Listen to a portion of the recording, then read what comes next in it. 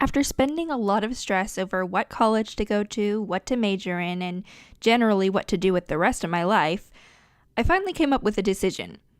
And my decision is to put off deciding. At least, that was the thought leading up to my gap year, but then the fall semester started and a lot of my friends went off to college starting new chapters of their lives, while I'm stuck at home doing nothing new.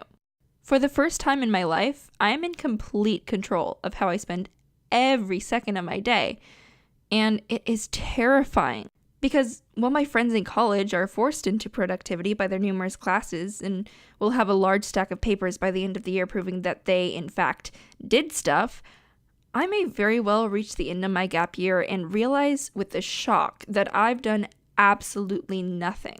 Hey, that's not true. According to my calculations, we'll have watched an impressive amount of Parks and Rec. Okay, thanks for that. Besides the constant threat that the lazy part of me will take over, having complete control of all my time has actually turned out to be awesome. I know that if I play my cards right, I can accomplish more in a year than I've ever done before. But how do I play my cards right? In order to have a successful gap year, I need to be able to stay motivated. The main key to staying motivated is picking goals that not only excite and challenge me, but are specific enough for me to actually reach them.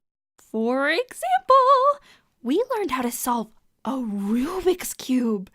That's very specific, and honestly, I've never been so proud of us. No, that's not... Whatever. The goals I've chosen are 1, to improve my 2D and 3D art skills enough to make a portfolio that I'm really proud of. 2, to make a full prototype of a board game with my brother Zach. And 3, to finish the first and second draft of a novel.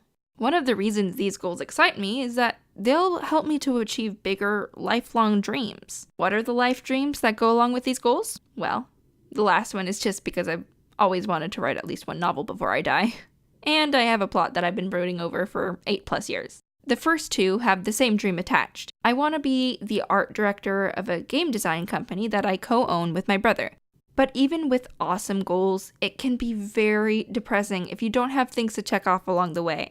Just like these gap year goals will help me with bigger life dreams, I need smaller goals that will help me reach the gap year goals. This way, I can tell how much I've progressed, and it's way easier to stay motivated. It also allows me to have a timeline of the goals I need to reach before I make it to the big one. And even though I hate scheduling because I'm a free spirit who doesn't like to be tied down to anything, I found a few tools that have helped me a ton. The first tool is bullet journaling. This is where you turn a notebook into your own personal planner that caters to your needs. For example, I found that keeping a daily habit tracker turns my OCD tendencies into a strength because it kills me to leave a box unticked. And maybe it sounds scary to start with a completely blank notebook, but the great thing is that you can try something new every week or even every day until you find what works for you. I'm also excited that it's a physical notebook that I'll be able to flip through at the end of my gap year and see exactly what I've accomplished. And hopefully some improvements in my handwriting skills. My other super weapon is Coda. I like to think of it as a bullet journal which I can code to do the tedious stuff for me. Right now, my setup allows me to simply click a button, choose what activity I'm about to do, and it keeps track of my time until I press the stop button.